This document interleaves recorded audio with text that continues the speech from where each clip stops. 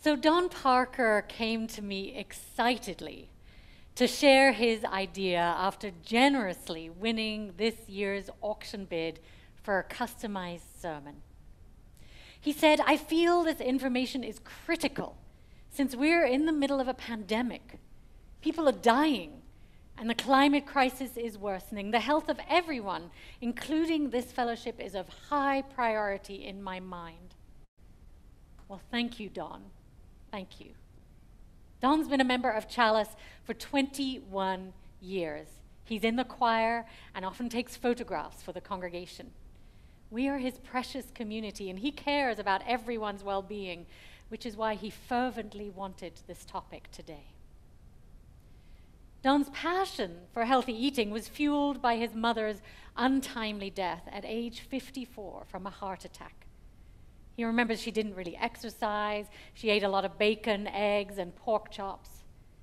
So grieving, Don attended a convention to explore alternative ways of eating so he wouldn't succumb to a similar fate at a young age. That's when he started eating more consciously. He got cafeteria trays to grow wheatgrass, alfalfa sprouts, sunflower sprouts, and later broccoli sprouts. And then he added spirulina and more plants to his daily diet. But when Don was himself diagnosed with AFib a few years ago, he was surprised.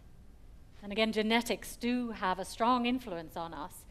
But Don was eating fairly healthily already, yet he still ate chicken and fish. He knew he didn't want a pacemaker, and he wanted to get off all the intense heart medications he'd been prescribed.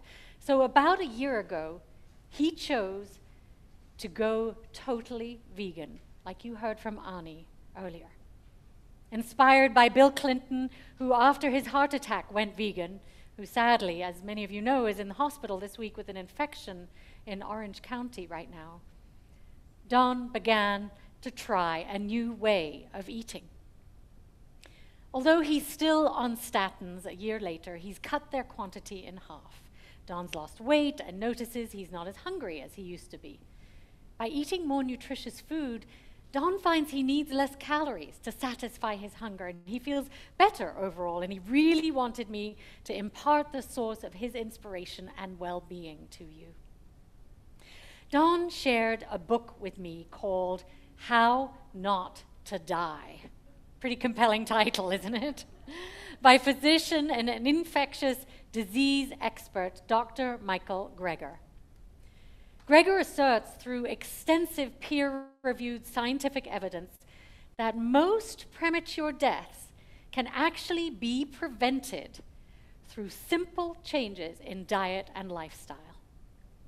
In this book, Greger examines the 15 top causes of death in America, starting in order with heart disease, cancer, diabetes, Parkinson's, high blood pressure, and more. And he looks at how we might not only prevent, but also reverse them. Now, according to the Gates Foundation research, the number one cause of death and disease is a poor diet. The number one cause of death and disease, a poor diet. It now outranks tobacco smoking as the leading cause of death globally and in the United States. In fact, around 659,000 people in the United States die from heart disease each year. That's 1 in every 4 deaths. Cancer is the second leading cause of death after heart disease. Now, we make such a big deal about COVID right now, but just as many die yearly of heart disease and cancer. They are silent pandemics that rage among us. Greger believes most of these illnesses, premature death, and disability are preventable with a plant-based diet and other healthy lifestyle changes. What we eat, in addition to stress reduction and exercise, have a big influence on how long we live. Now, if you're interested in learning more, Dr. Greger has an animated summary video called, fittingly, How Not to Die, with his main ideas, which Don highly recommends. And I'm going to put the links in the chat at the end of the sermon. Greger also hosts a website called nutritionfacts.org, with numerous resources, scientific studies, and videos. His method is scientific evidence-based. He's also recently come out with a new book called How to Survive a Pandemic, which is rather useful at this time. In fact, Dr. Greger predicted a pandemic like this one just over 10 years ago, including the shortage of toilet paper, and he urged us to prepare. So if you're curious, please check out his website, nutritionfacts.org, to learn more. And again, we're going to share a link at the end, so you don't have to worry about remembering it right now. According to Dr. Greger and others, like another well-known doctor promoting plant-based eating, Dr. Dean Ornish, there's only one diet that's ever been proven to reverse heart disease, and that's a plant-based diet. But what exactly is a plant-based or plant-rich diet? Plant-based eating maximizes the intake of fruits, vegetables, beans, whole grains, nuts, seeds, mushrooms, herbs, and spices. And it minimizes the intake of meat, eggs, dairy, and processed food. Not only can meat eating be harmful for your heart, warns Greger, but factory farming and animal agriculture also breeds viruses. In fact, the biggest domestic source of viruses are actually poultry factory farms. One chicken gets sick and transmits it to all the others. And as we know, animal agriculture is also bad for the environment. Apparently, over 50% of our Earth's pollution can be traced back to mass animal agriculture. So in addition, the latest scientific research indicates that plant-rich diets also reduce the likelihood of getting COVID, as well as offering a 41% reduction in the severity of COVID, according to the latest medical research. This is why Don was so keen for you all to get this information as soon as possible, and I am so grateful to him. A whole food, plant-based diet is different from a vegan or vegetarian diet in that it doesn't condemn the occasional consumption of meat, but rather emphasizes a diet with majority plants. Now, some vegans eat a lot of processed food, which is not exactly what Dr. Greger recommends either, and isn't necessarily healthy for you. Dr. Greger suggests avoiding meat and dairy, but stresses focusing on whole foods in their natural state and an abundance of nourishing plants. So think of filling your plate with at least twice as many vegetables as anything else. Ironically, Dr. Greger says, doctors aren't taught much about nutrition at medical school.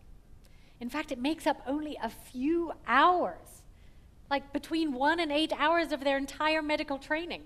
Can you believe it? But Greger has made nutrition his life's mission. Also, the FDA recommends a certain way of eating 1 year, and then a few years later, that food pyramid is proven not to be so good for you. So the goalposts around food and nutrition seem to keep evolving as science learns more. In some ways, I think we're still living in the dark ages of nutrition knowledge, and we're all grasping for what might work. Just like we found out this week that after years of recommending a daily aspirin to ward off heart disease, it's now no longer recommended. So you do something, you think it's okay, and then a year or so later you're told, no, that's wrong. Of course, my friends, even talking about food choices is a privilege. A huge part of the world's population living in poverty are unable to make the choices that some of us have the freedom of making. So we're wise to remember what a privilege it is for those of us who are food secure to be able to have this discussion and to make dietary changes if we wish. Dr. Greger is passionate about his way of eating as the answer to life's ills. But what about the hundreds, if not thousands, of other diets and ways of eating? Each with their own impassioned proponents, each offering the answer to living a healthy life.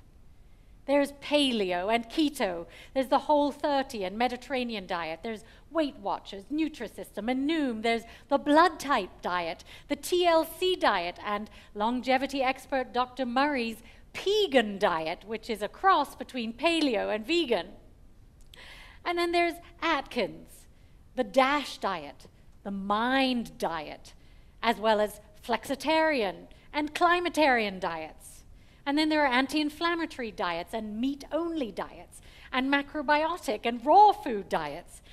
And then, of course, there are religious belief diets, from kosher to halal to Seventh-day Adventists, lacto-ovo-vegetarianism. And then, as you all know, there's the UU diet, of course. You've all heard of that, right? No? No, I just made that one up. No wonder it's unclear what to eat.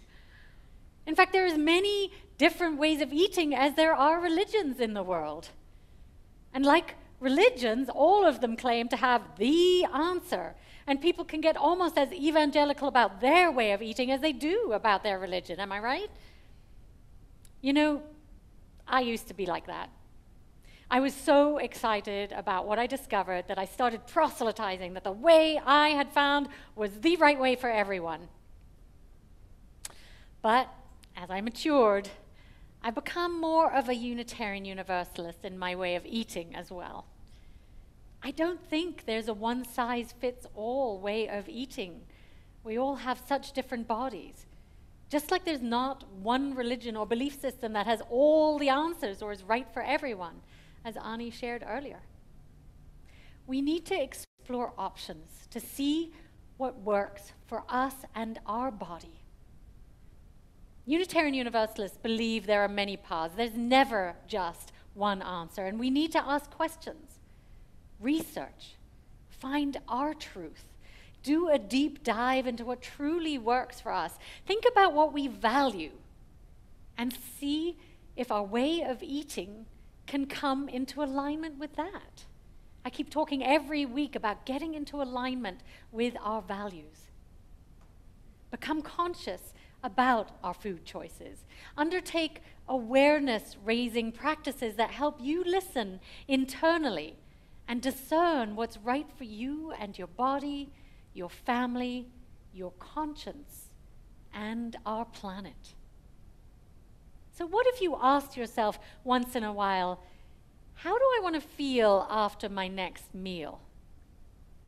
That fried chicken or donut looks and tastes so good, but how am I going to feel 10 minutes later? Listen to your body. Love your body. And love our planet enough to prioritize making food choices that respect both. And forgive yourself when you make bad choices. There's always another chance. Shame around food doesn't work, and it isn't motivating. In fact, changing the way we eat can be as difficult as changing our religion. Most of us are creatures of habit and comfort. And how we eat is influenced by our culture, our religious beliefs, our health needs, our childhood, as well as our preferences. I've always been curious about people's resistance around changing food habits when it obviously can make us feel so much better. But perhaps it's because there's no one-size-fits-all answer, and it takes work to discern the healthiest, most sustainable path. Or maybe it's because most humans are averse to change. Perhaps it's because there's such an emotional attachment to food. Comfort food from childhood that meant love is hard to digress from, isn't it? Even if food is an addiction, you can't quit eating food entirely, so there's always temptation, many times a day. Plus, there are social pressures around eating. We gather around food. For many of us, unfortunately, it takes getting sick with severe illness or one of our family members getting sick to be motivated to change. We're so attached to our sugars, fats, and comfort foods. In fact, most Americans are raised to idolize the pleasure found in cookies, chocolate chip are the best, and ice cream, and fried chicken, hamburgers, and pizza, right? As well as big portions. We're so habituated to our way of eating and drinking that many of us would prefer to continue eating the way we do with our comfort foods and flavors, even if we sacrifice our health for them, right? President Bill Clinton needed a heart attack and bypass to change his diet. And now he says a lot of people who are busy and stressed feel that eating and being comfortable is their reward. But particularly for those who, like him, have children and grandchildren, he says, you have a responsibility to try to be as healthy as possible. So how do you know what's right for you to eat and for our planet? And what will give you the motivation to change? I've had my own journey with food and diets. Most of my life, I had regular stomach upsets. So I explored all different ways of eating, from cutting out gluten and dairy to going vegan. For 8 years, I was a vegetarian because philosophically, I didn't agree with killing animals, let alone with the horrendous practices of factory farming. It just hurt my spirit to think I was contributing to that. But over time, I started feeling sicker and sicker, and I would wake up in the middle of the night, coughing violently and vomiting, and I felt queasy almost all of the time. And then I hit rock bottom about 3 years ago, when I could barely eat any food at all without feeling sick. Now, some of you may remember in 2018 when I almost completely lost my voice, and I could barely speak, and I couldn't sing for over a year. Feeling really sick, I consulted gastroenterologists who wanted to put me on strong medication for the rest of my life. They told me I couldn't cure what I had, and that I'd simply have to live with it indefinitely. Now, interestingly, they never talked to me about dietary changes. And I realized later that gastroenterologists mostly don't believe people can successfully change their diets. And so for ease and a quick fix, they put people on drugs to see rapid results, even though the cause of the problem is never addressed. Convinced that the body knows what it needs if we truly listen, I was determined not to go on lots of medication as the solution. So instead, I researched my situation intensively to see if I could somehow cure myself naturally. I tried various ways of eating, observing, and listening to how I felt. And it was really a trial and error situation and more trial. And over time, I completely changed how I ate. I eliminated grains, sugar, and processed food from my diet, while increasing green vegetables and protein. I soon started to be able to eat again, and to my great thrill, an endoscopy a year later showed I had completely cured myself from a precancerous condition doctors told me I'd have to live with forever. Now, I was willing to make whatever sacrifices I needed to heal myself because I'd felt so sick. I was willing to forego foods I loved so that I could heal. It's been hard, I'll be honest with you, but it's been absolutely worth it to me. Because for the last 2 years, I've been healthier than ever before. I hardly get sick, I have more energy, I lost weight, and best of all, I can now eat without continuous unbalancing stomach upsets. And to me, feeling good and healthy is worth every sacrifice I've made. I can't tell you what a difference it is. But I also realize that how I eat works for my health and body. It doesn't necessarily work for everyone. Michael and Gabriel eat differently. There's no one-size-fits-all solution. But my friends, there are some general guidelines which may offer good results for most people. Number 1, eat a plant-rich diet. Incorporate as many life-giving fruits and vegetables into your day as you can. Fill up on plants. Number 2, cut down on processed food. All of that prepackaged food is made to tempt us to eat more with high levels of sugar, fat, refined carbs, and salt. It's quick and convenient, but mostly removed from how food was originally intended to nourish us. Indeed, most of it is hard on our bodies. Number 3, eat whole foods as much as possible, foods in their natural state rather than chemically modified food. Michael Pollan, best-selling author of The Omnivore's Dilemma, said, "If it came from a plant, eat it. If it was made in a plant, don't." Buy locally when you can, from your neighborhood farmer's market, or grow your own vegetables like in a garden tower, which takes up almost no space. This helps reduce greenhouse gas emissions and supports local agriculture. And we are so blessed to live in an area with so much fresh food grown all around us. And number 5, if you choose to or need to eat meat, try to eat humanely sourced meat, preferably organic and pasture-raised. So I invite you to think of it as an experiment. Make small incremental shifts, or commit to one change, and when you've habituated to that, then add another one. The day-to-day is what's most important.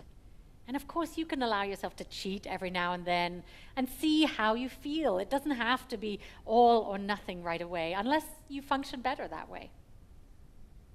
Just this past weekend, I completely went off my diet as I hosted the English tea auction event at my home. I ate scones and clotted cream and lots of sugar and cakes and flour-based products. Boy, were they delicious. Whew, I hadn't had them in years. But I quickly noticed I got more tired, my stomach was impacted, and my immune system got dinged this week. But it was fun for a day. And now I'm back to eating in the way I know serves my body and well-being the best. Don wants you all to have the information from Dr. Greger, because he wants our fellowship members to enjoy good health and prevent COVID, and of course, heart disease and cancer and high blood pressure and diabetes and the other things that a plant-based diet can heal. I have a list of resources from Don that I'm happy to share with you if you wish, or you can contact Don directly. I'm sure he'd be happy to share more information with you. Also, in 2011, the UUA passed a statement of conscience on ethical eating, and it has a lot of useful guidance for Unitarian Universalists. Again, we'll include the link at the end of the sermon. My friends, I hope for you all to live your best, most vibrant, healthy lives. And that may mean changing habits, exploring what might serve your body better so you can feel your best and enjoy this one precious life to the full. You may wish to do more research, listen deeply to your body, to your conscience, and experiment, try things. And when you fail, because we all do, please don't feel shame. Habits are hard to change. It can be a long journey to find out what's right for you, but if you persist, it's so worth it. My friends, we may only have this one precious life. So here's to feeling alive, healthy, and as vibrant as we can for our children and our planet's future. May our love in this community support us on our path. And may we cultivate a relationship with food that nurtures our health and sustains our beautiful planet. May it be so. Blessed be.